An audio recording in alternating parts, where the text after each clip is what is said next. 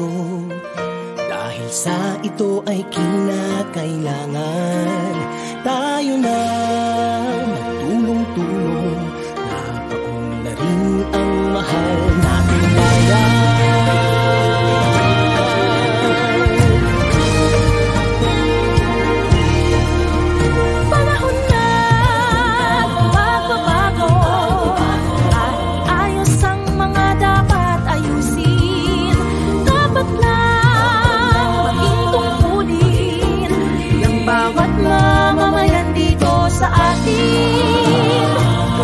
Pagbabago patungo sa pag-asenso, magsikap ng mabuti at nang guminhawa tayo, bagong malaki natin sa mundo at ipamalas ang bagong Pilipino at bagong Pilipinas.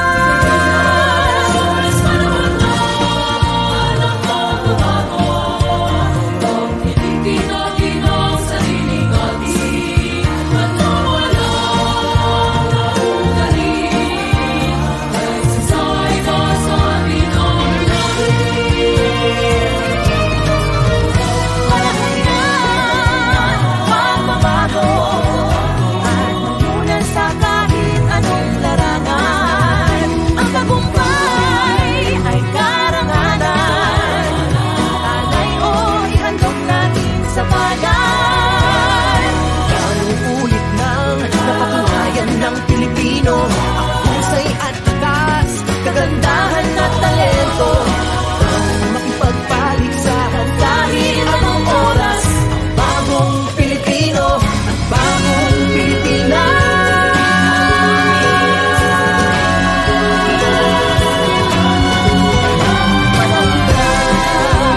Pagbabago natin ay gawing maaliwanag, marami ang magandang bukas, bunga ng bagong Pilipinas.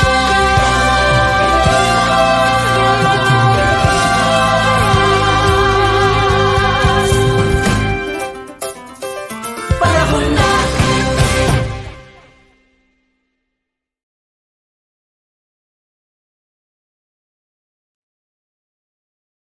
Yon, magandang araw po muli sa ating mga kaibigan. Welcome back po sa aking channel, and dito tayo sa ating pangatlong segment po ng ating live ngayon.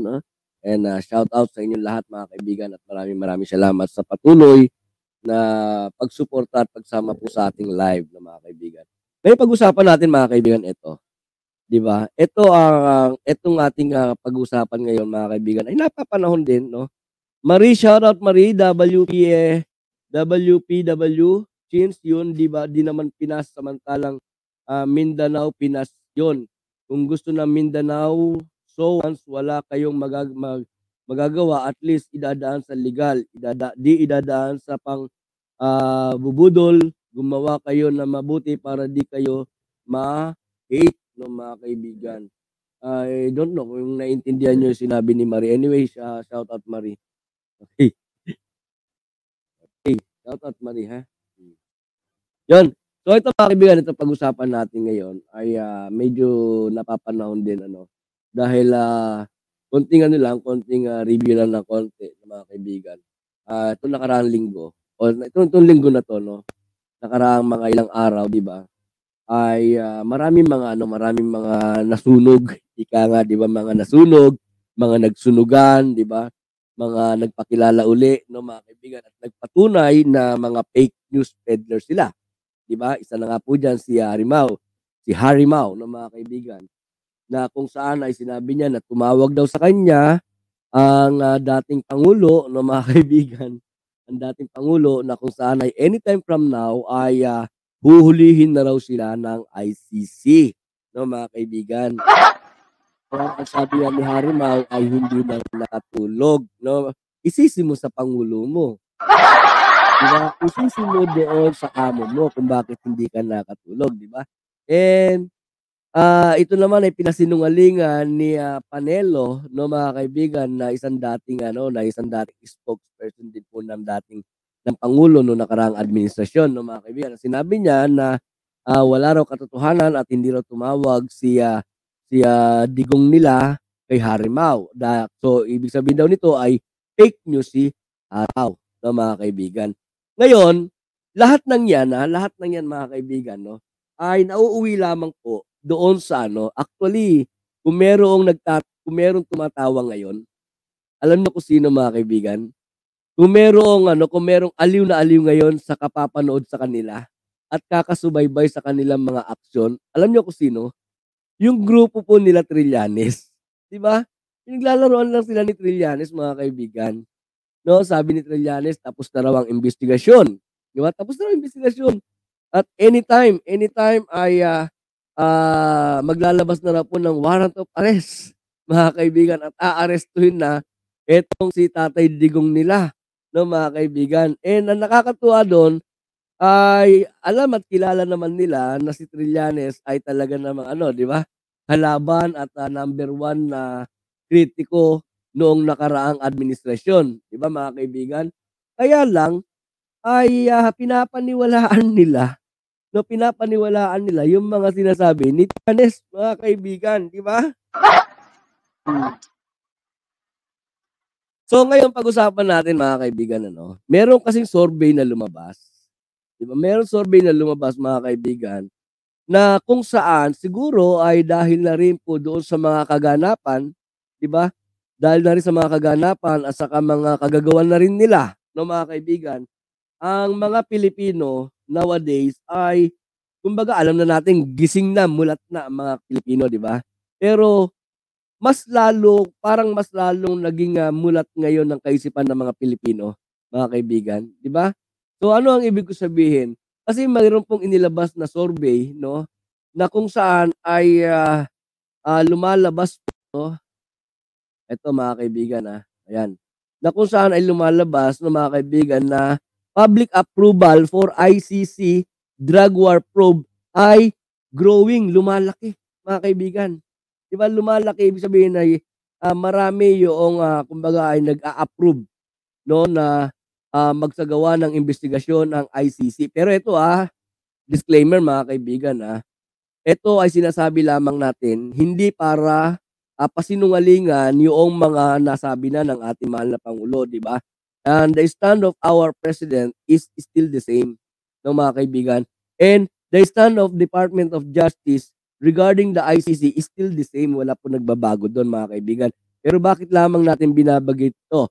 Para bigyan daan lamang yoong napabalita po o na lumabas po sa pahayagan na, tungkol sa isang, census or, tungkol po sa isang survey ng mga kaibigan at lumalabas doon na yoong mga pumapayag na mag-imbestiga ang ICC tungkol sa drug war ay dumadami po, 'no, mga kaibigan. 'Yan, 'no. Ano ba ang nilalaman nitong balita na ito, mga kaibigan? Eto, basahin natin, sabay-sabay natin basahin, mga kaibigan, ang nilalaman ng, balita na ito. Okay? Ito na 'yon, isa-isahin natin.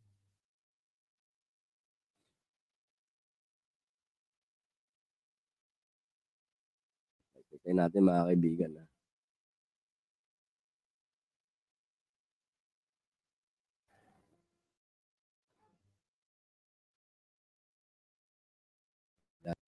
Sabi dito sa PhilStar, mga kaibigan, 'no, public approval of ICC drug war probe growing, 'no. Ito po ay noong February 9, kailan lang ito, February 9, 2024, 'di ba? So basahin natin 'yan, mga kaibigan, 'no. 'Yan, okay, basahin natin 'yan para mas maganda at mas malinaw, 'di ba? At hindi naman lumabas na tayo ay, puro-puro lang, 'no. So again, mga kaibigan, ako'y nananawagan mamaya po, 'no, mamaya yung ating, collaboration dun po sa channel ni Takero, 'no, mga kaibigan. 3:00 po yun ng hapon, Philippine time, 'no, mga kaibigan. So 'yan, 'no, sabi rito, Manila, Philippines. More Filipinos are now supporting the ongoing investigation of the International Criminal Court. Tingnan niyo, mga kaibigan, 'di ba? Ongoing investigation pa lang. February 9 ito, Kailan yung sinabi ni Harry Mau na kung saan ay, tumawag daw sa kanya Duterte nila, digong nila mga kaibigan, ang sabi anytime from now ay huhulihin na raw si digong nila, 'no mga kaibigan. 'Di ba? May conflict po doon sa petsa. Okay? Sabi niya rito mga Manila, more Filipinos are now supporting the ongoing investigation of the International Criminal Court into the previous administration's campaign against illegal drugs. A survey conducted by Social Weather Station showed an SWS survey conducted from December 8 to 11 found that 53% of the respondents support the statement the ICC should investigate the drug-related killing during the Duterte administration. It was composed of 25% who strongly approve and 28% who somewhat approve of the ICC investigation, no mga kaibigan. And saan na 'yon?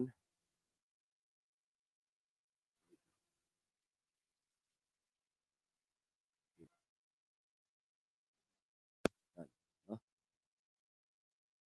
And next page please, next page. Next page tayo mga kaibigan. Okay.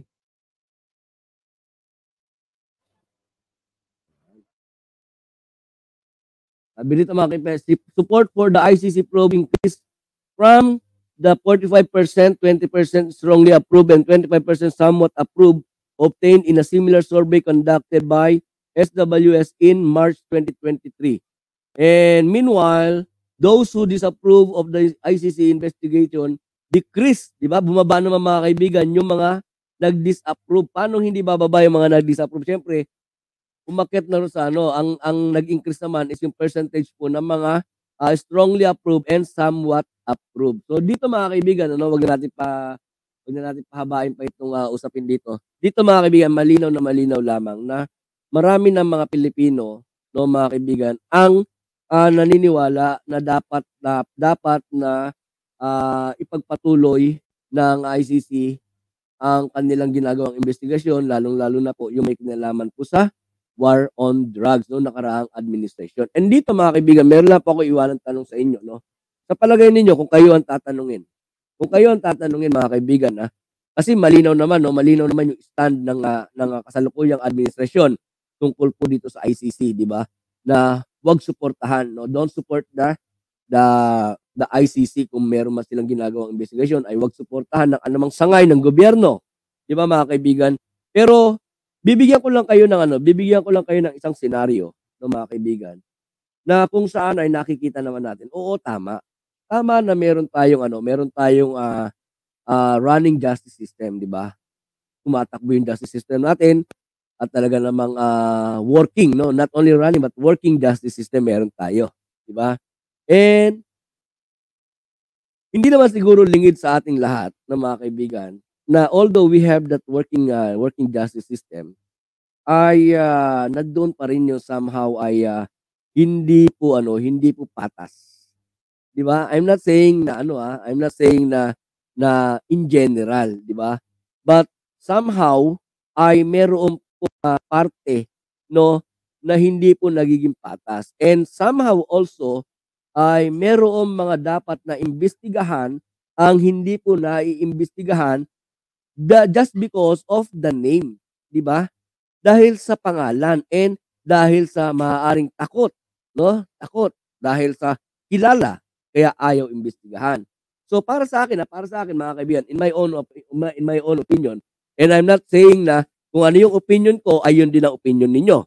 No, I'm not telling that like that mga kaibigan.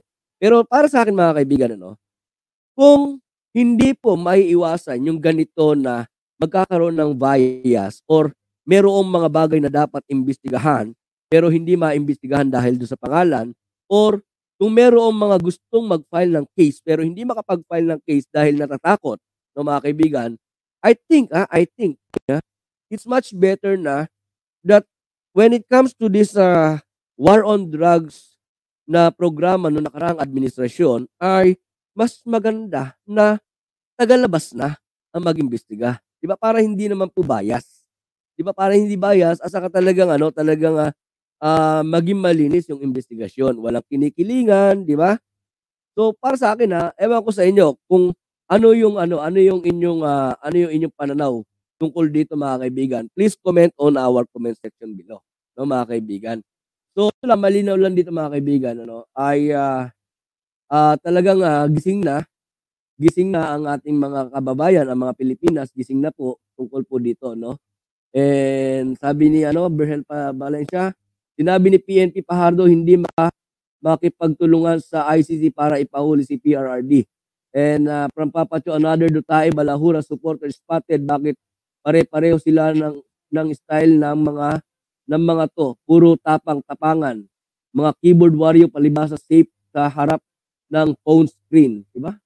Hayaan niyo sila mga kaibigan, ano? Hayaan niyo lang sila. Okay? So, 'yun mga kaibigan, kung meron po kayong opinyon or mga ah, reaksyon, 'no? Kahit na 'yan pa ika nga ay ibang klaseng reaksyon, ay wag po kayong mag-atubili na mag-comment diyan sa comment section sa baba 'no mga kaibigan. And again, maraming salamat po at ayun, awa ng Diyos nakaraos tayo. Nakaraos tayo. Alam ko na from time to time ay medyo ngongo dahil talagang po yung aking baradong-barado ng stew aking yung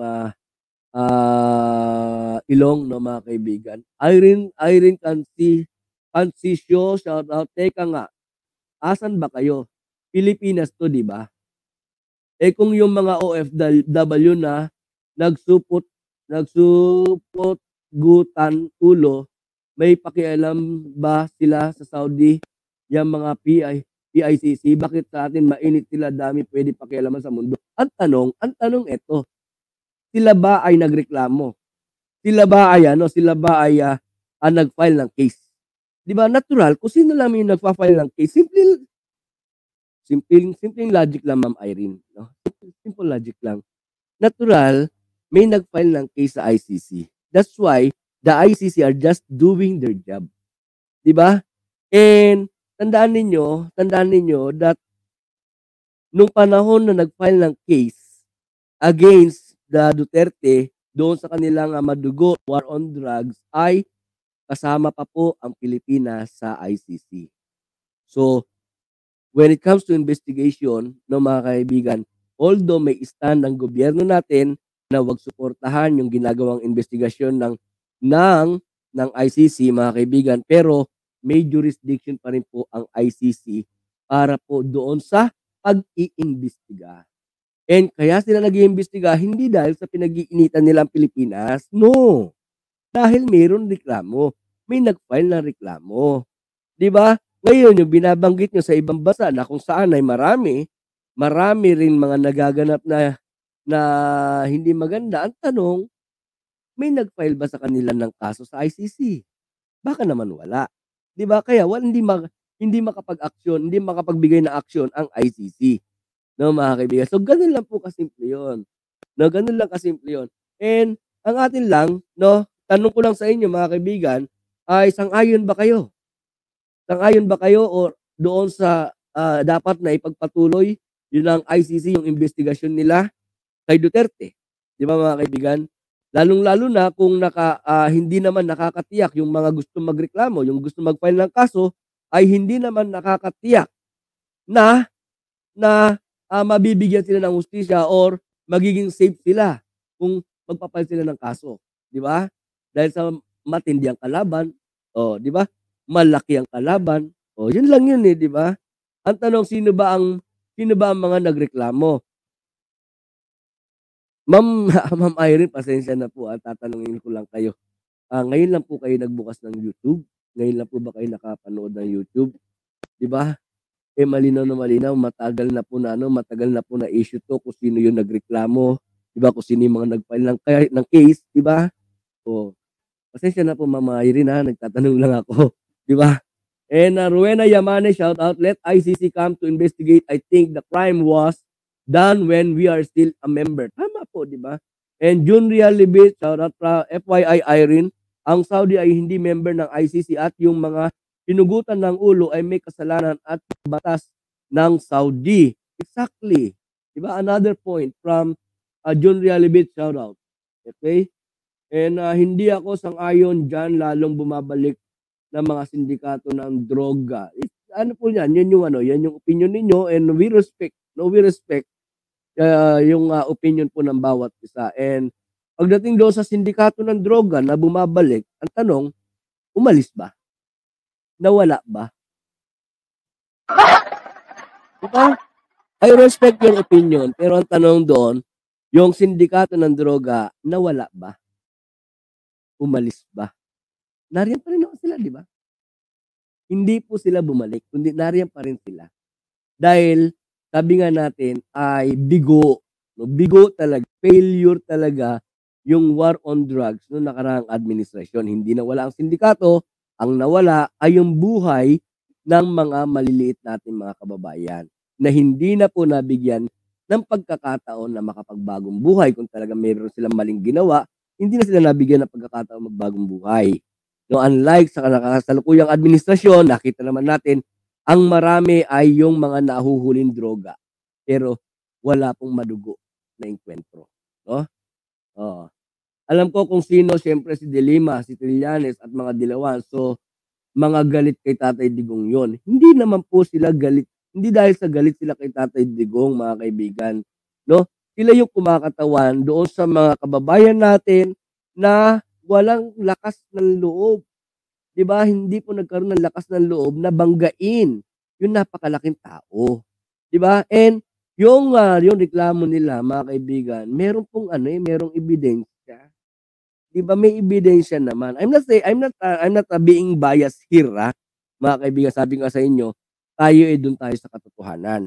So, doon tayo sa katotohanan. And the katotohanan here is that meron po silang mga hawak na mga ebidensya. And meron din silang mga tinatawag na mga witness, na mga nagsalita na. Di ba? So, hindi natin pwede pasinungalingan yun. So, what are we going to do now is, let's just wait and see. Di ba? Malalaman natin kung sino talaga yung totoo. Di ba? Ang atin nandito para malaman natin yung totoo, hayaan natin umusad. Yung dapat na umusad. No, mga kaibigan? So, yun, maraming salamat po sa inyong lahat at maraming salamat po sa inyong lahat at sana po ay pakiiwanan na lang po ako ng like and paki-share na rin po yung ating video para marami pa po ang marami pa yung mahatdan at makaalam nitong mga pinag-uusapan natin dito, no, mga kaibigan. So, yun, magandang araw po sa ating lahat. Alright. Ayun nga pala, no, bago ko makalimutan, mga kaibigan, 3:00 po ng hapon Philippine time, sa channel po ni Takero ay abangan po ninyo ang collaboration po ng mga pro-government vlogger, no, mga kaibigan. Hindi po ito isang grupo, hindi po ito isang grupo, no, mga kaibigan. Ito po ay nagkaisa lamang po sa isang layunin, nagkita-kita. So, itong mga pro-government vlogger, no, mga kaibigan. So, yun, maraming salamat po. Ingat lagi and God bless.